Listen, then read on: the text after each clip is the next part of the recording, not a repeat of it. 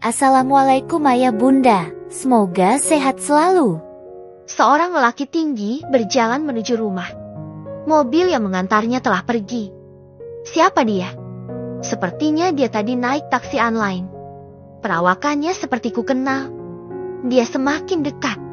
Ya, ampun, itu kan Mas Fajar, kakak iparku. Ngapain dia kesini? Bukankah dia seharusnya pergi ke rumah sakit? Mas Fajar baru datang. Jam berapa landing tadi? Sapaku menyambutnya. Laki-laki itu tidak membalas sapaku. Langkahnya panjang-panjang masuk ke dalam rumah. Ibu yang mendengar ada tamu langsung datang menyambutnya. Nak Fajar, kapan datang? Sapa ibu mengulurkan tangan. Tadi pagi. Bu, ibu di sini juga. Katanya menatap sekeliling rumah sambil menghenyakan tubuh di sofa. Aku dan ibu mengikutinya. Iya, ibu juga tinggal di sini sekarang.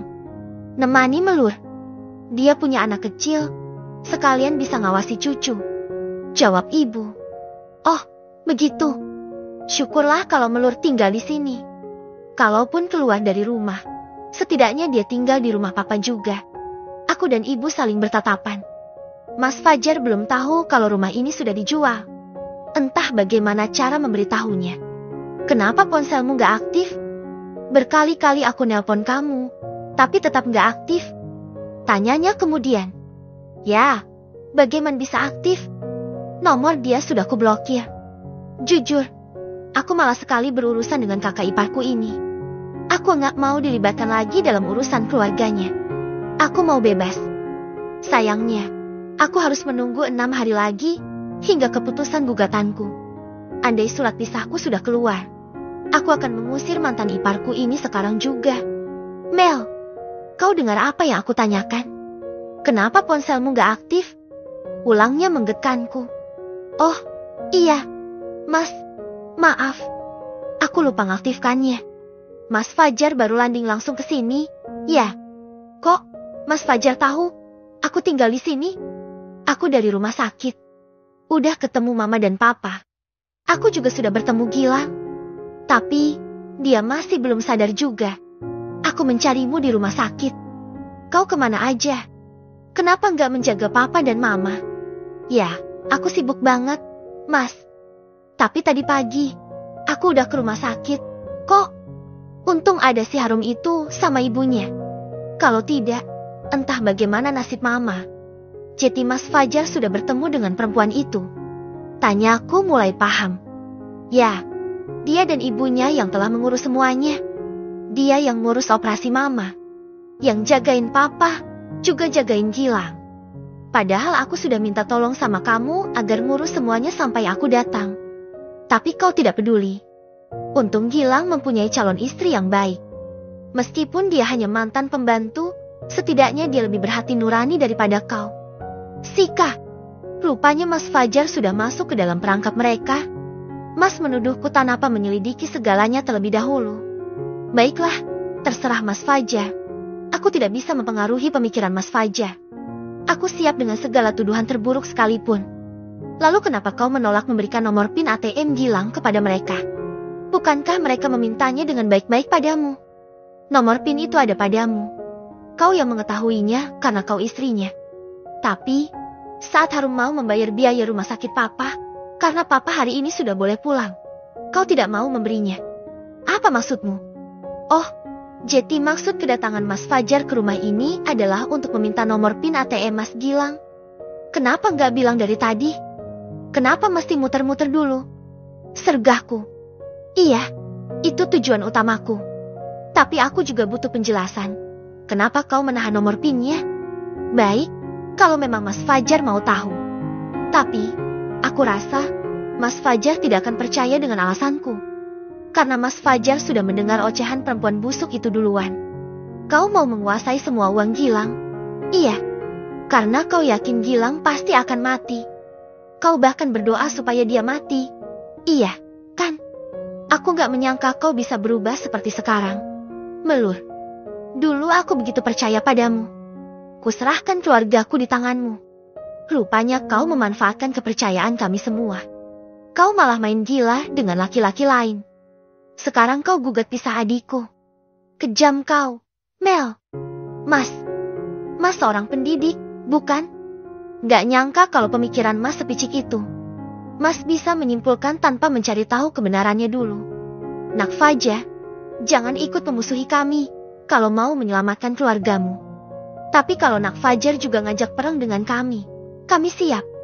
Meskipun aku hanya seorang janda, Melur juga bakal jadi janda. Tapi kami tidak takut menghadapi kalian semua. Di sini anakku yang disakiti. Gilang berselingkuh di rumahnya sendiri, berzina di kamar Melur. Bahkan ingin menikahi perempuan itu, pembantunya sendiri. Melur harus bagaimana? Diam saja, begitu. Gilang begitu karena Melur tidak peduli lagi padanya. Wajar dia mencari perempuan lain. Mas Fajar membelah keluarganya. Itu menurut keluargamu. Siapa yang berbicara begitu? Perempuan itu? Ibunya? Atau ibumu? Teriak ibu semakin emosi. Jeti, maksud ibu, mereka berdusta? Mas Fajar mengernyitkan kening. Terserah kau percaya atau tidak omongan kami. Tidak penting buat kami saat ini. Yang jelas, aku jamin anakku tidak pernah selingkuh dengan lelaki manapun. Kalau memang ada, tunjukkan bukti-buktinya padaku. Saat ini juga tidak aku akui dia sebagai anak bila memang terbukti dia selingkuh. Tantang ibu berapi-api. Jeti, maksud ibu, itu semua tidak benar. Terus foto-foto yang Melur mendatangi pacarnya di panti rehab itu. Benar, Mas. Foto-foto itu memang benar aku. Aku mengunjungi temanku yang sedang direhab. Tapi dia bukan pacarku. Kami tidak punya hubungan apa-apa. Tapi, kalau Mas Fajar percaya, tidak apa-apa. Gak penting buatku. Sahutku dingin. Dan perlu kau ketahui, rumah ini bukan rumah orang tuamu lagi. Rumah ini sudah dijual oleh adik kesayanganmu itu, lalu dibeli oleh teman Melur. Melur di sini hanya ngontrak. Tegas ibu mengagetkan semuanya. Apa? Mas Fajar melonjak. Aku hanya bisa mendelik kepada ibu. Kenapa dia mengatakan itu sekarang? Saat yang kurang tepat. Apa maksud Gilang menjualnya?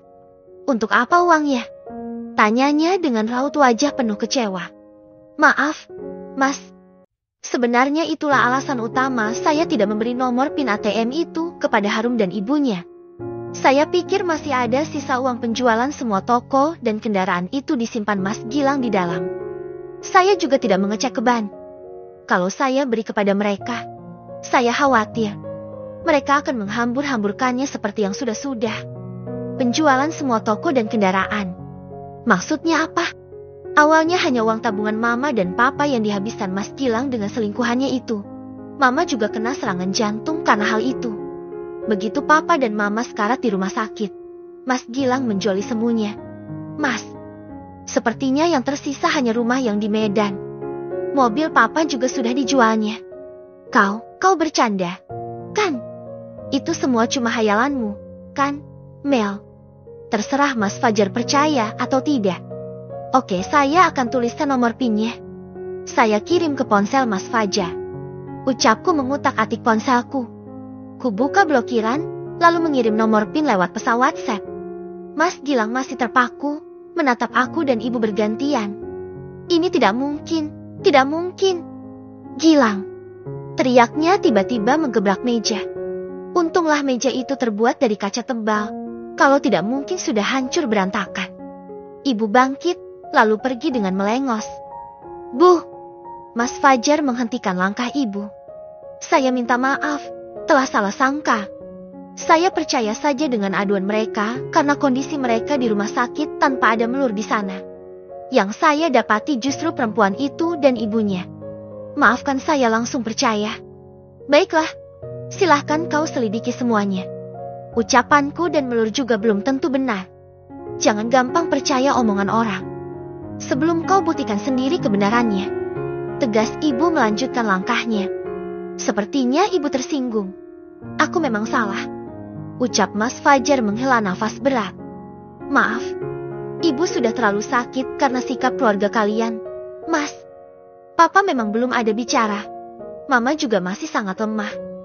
Dia hanya menangis sesegukan saat aku datang. Hanya Harum dan ibunya yang mengatakan semuanya tanpa ku minta. Mas Fajar menutup wajahnya dengan telapak tangan.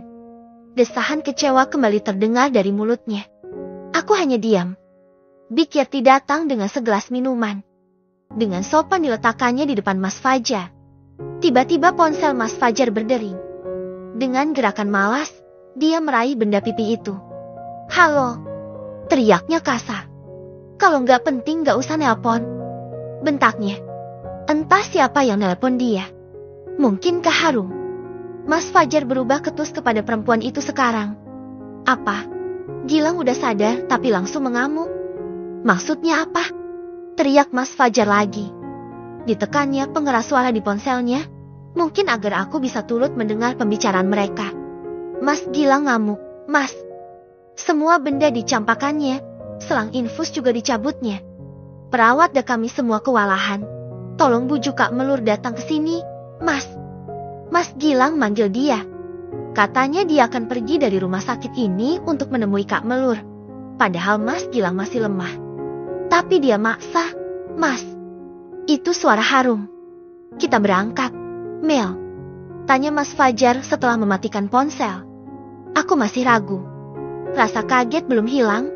Mas Fajar sudah menodong kesediaanku menemui adiknya. "Tolonglah. Situasinya sangat genting. Luangkan sedikit waktumu. Aku tahu kau sangat membenci Gilang, tapi saat ini dia sedang sakit. Bersikap lunaklah sedikit. Setidaknya hingga dia sembuh nanti." Kembali Mas Fajar memelas.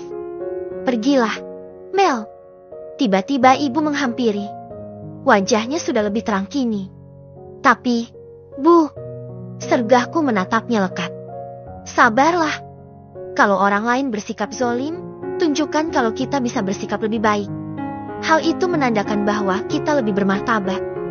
Buktikan kalau kau akan tetap dibutuhkan, sekalipun oleh orang-orang yang pernah mencampakkanmu." Papar ibu sedikit memaksa. Baiklah. Tapi aku gak bisa lama," ucapku sambil bangkit. "Terima kasih, Mel." Mas Fajar ikut berdiri setelah meneguk habis minumannya. "Kami permisi, Bu," ucapnya menyalam dan mencium punggung tangan kanan ibu. "Hati-hati, Mel," pesan ibu mengantar sampai teras. Kuserahkan kunci mobilku kepada Mas Fajar. Gak sopan rasanya kalau aku yang nyetir. Kakak iparku menurut.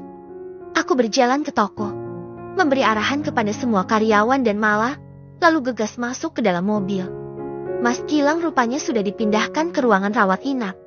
Letaknya di lantai 3. Perempuan busuk itu menyambut kami dengan derai air mata. Si rambut jagung berdiri di sudut ruangan. Matanya nyalang menatap kedatanganku. "Bagaimana? Dia sudah tenang?" tanya Mas Fajar mendekati ranjang pasien. "Terpaksa disuntik penenang, kalau tidak, dia ngamuk aja, Mas," jawab Harum dengan wajah basah. Kutatap lekat perempuan itu.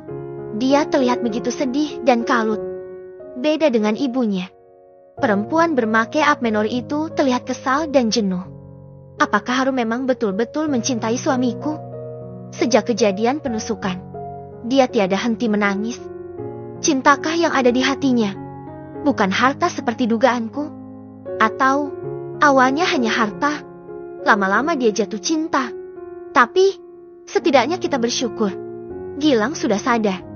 Artinya masa kritis sudah lewat, kata Mas Fajar membelai kepala adiknya. Sebenarnya Gilang itu sudah sembuh, Nak Fajar. Tinggal lukanya aja yang belum kering. Tapi bagaimana bisa sembuh? Ilmu hitam si malampir selalu mengganggu. Ketus si rambut jagung. Aku dan Mas Fajar terbelalak kaget. Ilmu hitam? Mak lampir? Maksudnya apa?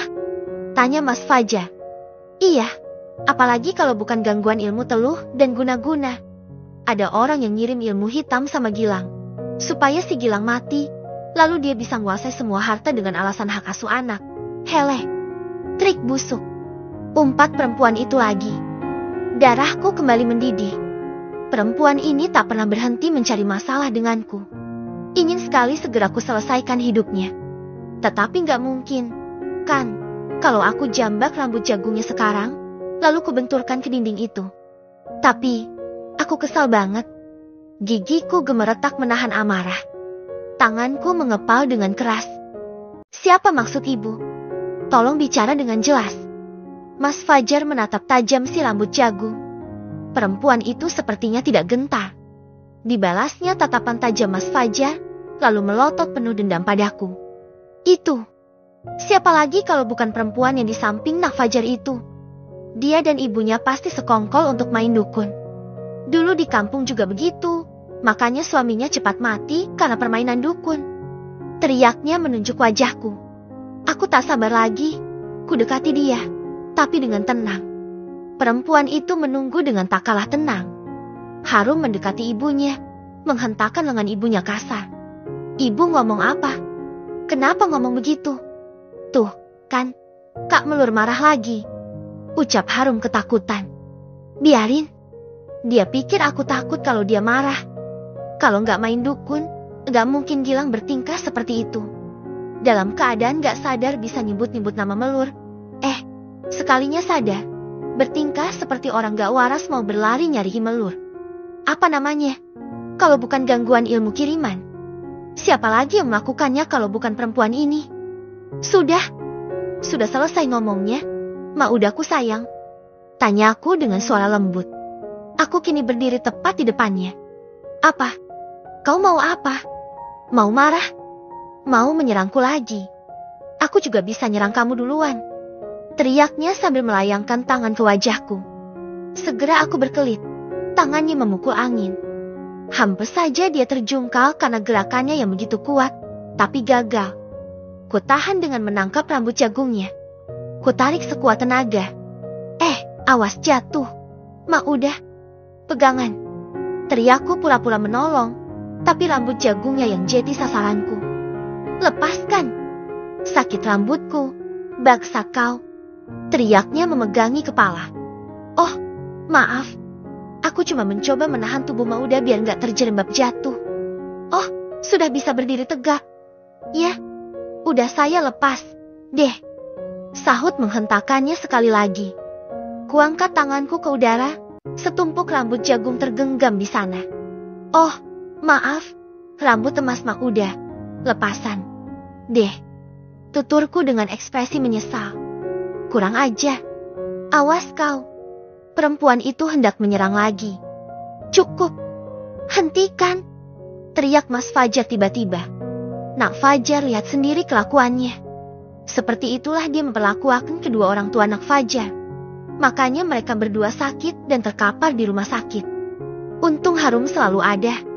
Harum melindungi dan merawat calon mertuanya. Sekarang calon suaminya ini juga jadi korban. Harum benar-benar menderita dengan sikap barbar perempuan ini. Nak Gilang. Papar si rambut jagung diiringi isak tangis. Oke, sekarang sudah sangat jelas bagi saya. Semuanya sudah jelas. Mas Fajar mengusap wajahnya dengan kedua telapak tangan. Dahinya berkernyit keras. Sepertinya dia sedang berpikir dengan keras. Bagaimana kalau kita obati saja adikmu ini, Nak Fajar? Ibu tahu di mana ada dukun hebat. Biar dikembalikan saja ilmu teluh dan guna-guna yang telah mereka kirim untuk menyerang Gilang. Aku terperanjat. Tetapi, Mas Fajar terlihat sangat tenang sekarang. Kenapa dia? Apakah dia mulai percaya lagi ucapan si rambut jagung? Apakah dia menyetujui usul gila perempuan itu? Duh, kenapa aku jadinya berseteru dengan ibu si pelakor? Ya, pelakornya Diamsyah, tapi ibunya... Wah, luar biasa. Serasa si rambut jagung itu kini yang jadi pelakornya. Cilah, bagaimana? Nak Fajar, saya berangkat sekarang. Nak Fajar setuju, bukan? Bujuknya lagi. Baik, Bu. Sepertinya saya sudah bisa mengambil keputusan sekarang. Harum, mana dompet Gilang yang kau simpan itu? Tanya Mas Fajar menatap Harum. Oh, untuk ongkos? Ya, Nak Fajar. Dompet si Gilang udah gak ada isinya. Cuma ada SIM, KTP dan kartu-kartu gak penting. Duitnya udah gak ada. Sahut si rambut jagung bersemangat. Dompet dan kartu ATM Gilang? Mana? Rum. Tanya Mas Fajar sekali lagi mengulurkan tangan. Oh, itu maksud saya. Pakai duit yang di ATM aja. Mumpung perempuan ini ada di sini, paksa aja. Minta nomor PIN sama dia. Sambar perempuan yang melebihi pelakor itu semakin berapi-api. Harum menyerahkan dompet dan kartu ATM Mas Gilang ke tangan Mas Fajar. Kedua perempuan itu melongo saat Mas Fajar menyerahkan semuanya kepadaku. Tolong simpankan, Mel, pinta Mas Fajar lembut. Hei, apa maksudnya ini? Protes si rambut jagung. Aku sama sekali tidak menyentuh dompet dan kartu ATM itu. Benda itu masih dalam genggaman Mas Fajar. Nak Fajar, jangan-jangan kau sudah kena ilmu guna-guna perempuan ini juga. Kenapa kau serahkan kartu ATM itu pada perempuan ini? Nanti dikurasnya habis, bagaimana? Sadar, Nak Fajar. Sudah, Bu. Saya sudah tidak tahan dengan suara berisik dari mulut ibu. Tolong ibu keluar dari sini. Bawa anak perempuan ibu ini. Sergah Mas Fajar mengagetkan kedua perempuan itu. Apa maksud Nak Fajar? Maksud saya, kalian berdua pergi dari sini. Kalian itu bukan siapa-siapa kami. Kalaupun Gilang mau menikahi anak ibu, itu masih rencana, kan? Jadi belum ada ikatan sama sekali. Tolong pergi. Jangan pernah datang ke sini lagi. Tegas Mas Fajar. Nggak bisa begitu. Gilang sudah mengganggu anak gadis saya. Dia harus bertanggung jawab. Ibu Harum meradang. Iya, Gilang akan bertanggung jawab. Tapi, tunggu dia sembuh dulu. Sekarang kalian pergi. Mas Fajar meraih lengan kedua perempuan itu, lalu menyeretnya dengan kasar keluar ruangan. Tidak mau, aku mau sama Mas Gilang. Harum meraung. Tangannya menggapai-gapai. Tunggu Gilang menjemputmu. Baru kau boleh bersamanya. Pergi. Mas Fajar mendorong keduanya lalu menutup pintu ruangan dan menguncinya dari dalam. Untung ruangan ini hanya Mas Gilang satu-satunya pasien yang menghuninya. Kalau tidak, mungkin sudah heboh semuanya. Kedua perempuan di luar masih tidak menyerah. Mereka menggedor pintu dengan kasar sambil memanggil-manggil nama Mas Gilang dan Mas Fajar. Aku hanya diam menonton dan sedikit bersorak dalam hati. Kemana mereka mau pulang? Coba, ke kampungnya. Bukankah rumahnya sudah dihancurkan karena mau direnovasi? Biaya renovasinya sudah kusita. Ke rumah putranya yang preman itu. Pasti diamuk istrinya. Kasihan Mak Uda dan adikku sayang. Terus, preman-preman anggota geng kemarin. Kemana semua? Ya, kok pada ngilang? Mas Fajar menatapku, tangannya terulur, sebuah dompet dan kartu ATM dalam genggamannya. Tolong kamu pegang. Ya, katanya lembut. Maaf, Mas. Saya tidak bisa. Mas aja yang simpan. Tolakku sopan. Kita bagi tugas. Kamu ke rumah sakit Papa dan Mama. Hari ini Papa sudah boleh pulang. Tolong kamu urus administrasinya. Lalu bawa Papa pulang. Saya yang akan jaga Gilang. Pakai aja duit yang di ATM Gilang ini. Mas Fajar menyimpan dompet Mas Gilang ke dalam saku celananya, lalu menyerahkan kartu ATM padaku. Gimana ya, Mas? Saya nggak mau ikut campur masalah uang Mas Gilang. Takutnya terjadi kecurigaan. Jujur saya nggak pernah megang kartu ATM dia. Saya nggak mau terjadi hal yang tidak diinginkan ke depannya. Jadi, maaf, saya nggak bisa. Kalau begitu, tolong kamu jaga Gilang. Saya yang kesana. Tawar Mas Fajar lagi, berbarengan dengan masuknya notifikasi panggilan di ponselku. Maaf, saya angkat telepon dulu. Kataku permisi lalu melangkah ke sudut kamar. Mas Fajar hanya bisa menghela nafas. Dadaku berdebar, ternyata Mas Reno yang menelepon. Keraguan mendera. Aku khawatir Mas Fajar akan salah sangka. Apalagi dia sudah mendengar berita miring mengenai hubunganku dengan lelaki lain. Bagaimana ini? Kalau kuangkat sekarang Mas Fajar akan curiga, tapi kalau tidak kuangkat, Mas Reno yang curiga. Duh, apa yang harus kulakukan? Halo, sapaku dengan suara pelan. Hei, kenapa lama banget baru diangkat? Lagi apa tadi? Ada siapa di situ? Tanya Mas Reno. Suara pemuda itu kembali membuat jantungku bertalu-talu. Kenapa aku mesti berdebar begini? Enggak, aku tumben telepon. Mas, biasanya pesan WhatsApp aja. Kataku mengalihkan pertanyaannya. Enggak tahu. Tiba-tiba pengen nelpon kamu aja. Padahal baru kemarin kamu dari sini. Udah kangen aja. Makanya aku pengen kamu itu datang tiap hari. Tapi situasinya seperti ini. Gak bisa, dong. Semoga seminggu ini cepat berlalu. Kalau kamu sudah pisah, kita bisa bebas bertemu. Bukan? Sebenarnya aku ingin membalas ucapannya dengan kalimat-kalimat yang akan membuatnya bahagia. Aku ingin sekali mengucapkan janji manis untuknya, agar dia sabar menunggu. Tapi, ada Mas Fajar yang tiada henti menatapku. Sepertinya dia curiga siapa yang meneleponku. Aku jadi salah tingkah. Aku tidak bebas berkata-kata. Kalau misalnya aku masuk ke toilet, pasti semakin menambah kecurigaannya. Duh, bagaimana ini? Padahal aku juga sangat ingin berbincang-bincang dengan Mas Reno. Melur, Mel. Astaga, itu suara Mas Gilang. Dia sudah bangun lalu berteriak-teriak memanggil namaku. Gawat, Mas Reno pasti dengar dari seberang sana. Mel, itu siapa? Kok kayak suara Gilang? Kamu di mana? Di rumah sakit. Tanyanya bertubi-tubi. Iya, Mas. Aku di rumah sakit. Oh, pantas. Lama baru diangkat teleponku. Bukan begitu, Mas. Gilang manggil kamu itu.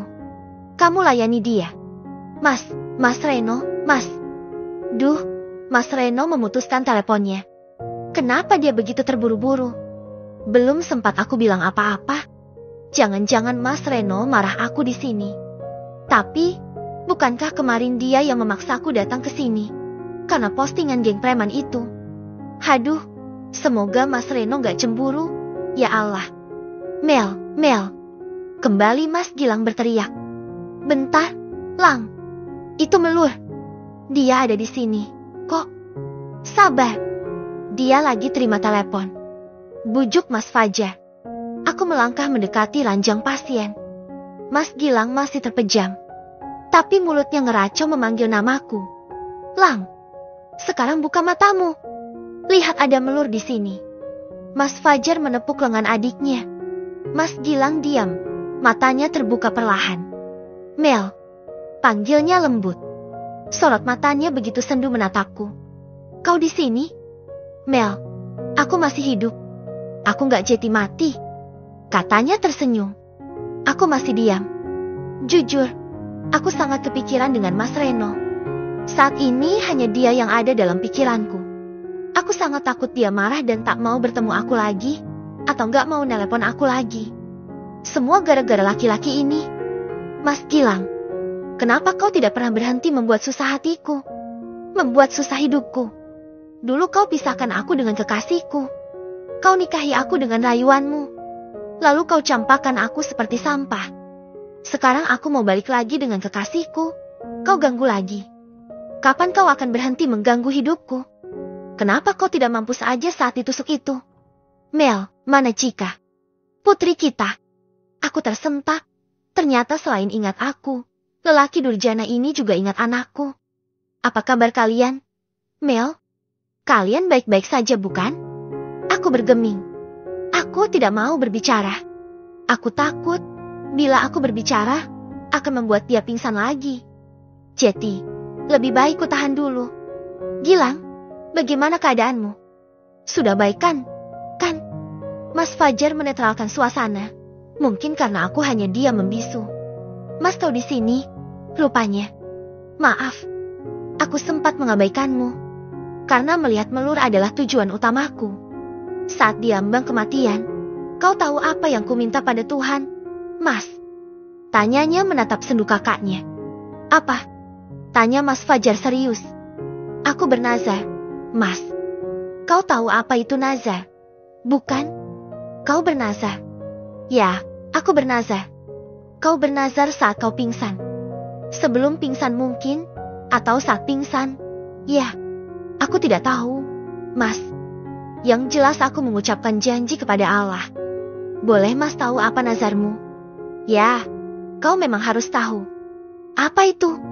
Aku bilang pada Allah, bahwa jika aku masih diberinya kesempatan untuk hidup, aku akan bertobat. Orang yang pertama aku temui adalah Melur. Aku akan segera minta maaf pada Melur. Aku akan minta ampun. Harum akan segera kutinggalkan. Aku akan bertobat. Mas Fajar, aku pertaruhkan nyawaku untuk Melur. Jika Allah masih memberiku kesempatan bersama nyawa ini, itu semata-mata karena Melur. Untuk Melur. Hidupku selanjutnya adalah untuk Melur. Mas. Gila. Laki-laki satu ini. Dia sadar tidak dengan semua ucapannya. Dia masih pingsan sepertinya. Yang diucapkannya itu hanyalah lanturan. Dia ngelantur. Mel, mulai sekarang, aku akan persembahkan hidupku untukmu saja. Tidak ada perempuan lain di hatiku selain kamu. Aku mencintaimu melebihi apapun. Dari lubuk hatiku yang terdalam, aku telah bernazar, hanya kau perempuan dalam hidupku. Tidak ada siapapun lagi. Mel. Laki-laki itu terengah-engah. Mas Fajar segera mengambil air mineral di atas meja kecil yang telah disediakan oleh Harum tadi. Minum dulu. Pelan-pelan saja bicaranya. Jangan terlalu dipaksa, kata Mas Fajar menyodorkan air mineral itu ke mulutnya. Mas Gilang mengisap air itu perlahan. Kemudian dia diam untuk sesaat. Wajahnya pucat. Sepertinya dia sangat kelelahan setelah berbicara dengan berapi-api tadi. Aku capek, Mas. Lirihnya memejamkan mata. Iya, istirahatlah. Tenang, ya. Mas Fajar menepuk lengannya. Mas Gilang memejamkan mata. Tapi bibirnya masih berkata-kata. Mas, tolong jagain Melur, ya. Jangan sampai dia pergi lagi. Aku mau tidur sebentar. Saat bangun nanti, Melur masih ada di sini, kan? Mas. Iya, tidurlah. Mel, aku tidur dulu, ya. Entah apa yang disuntikan dokter itu tadi. Aku ngantuk sekali. Mel, jangan pergi. Ya, sayang. Aku tidak menjawab. Lelaki itu akhirnya tertidur. Mas Fajar menutupi tubuhnya dengan selimut tipis, mulai dari dada sampai kaki. Mel, kamu di sini? Ya, aku biar ngurus papa dan mama dulu, pinta Mas Fajar kemudian. Maaf, Mas. Aku nggak bisa. Aku harus pulang sekarang. Tolakku halus. Loh, jadi siapa yang ngurus papa dan mama? Mas Fajar mendelik. Maaf, saya nggak bisa. Permisi, Mas. Saya harus pulang. Aku melangkah ke arah pintu. Tunggu. Kuhentikan langkah, lalu kutoleh ke belakang. Mana mobil Gilang? Aku tersentak. Aku baru sadar kalau mobil Mas Gilang tidak pernah lagi kulihat. Kemana mobilnya? Saat penusukan terjadi, mobilnya masih ada. Setelah itu, aku tidak tahu apa-apa lagi. Jawabku tetap tenang. Istri macam apa kau, Mel? Suami masuk rumah sakit, tapi kau tidak peduli. Tidak mau mengurusi, juga tidak bisa menjaga hartanya. Mas, berapa kali lagi harus saya katakan?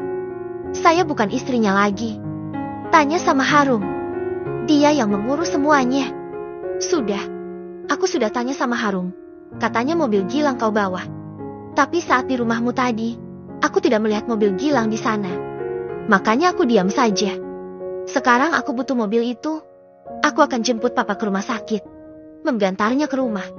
Pakai apa? Tadi saat ke rumahmu pun, aku naik taksi online. Apakah pantas papaku bawa naik taksi online juga? Apa? Harum bilang, mobil Mas Gilang aku yang bawa. Kurang ajar pelakor busuk itu. Teriakku, langsung kuambil ponsel di tas sandangku. Ku cari nomor Harum dan langsung ku telepon. Kak, aku mau bertemu Mas Gilang. Rengeknya begitu telepon tersambung.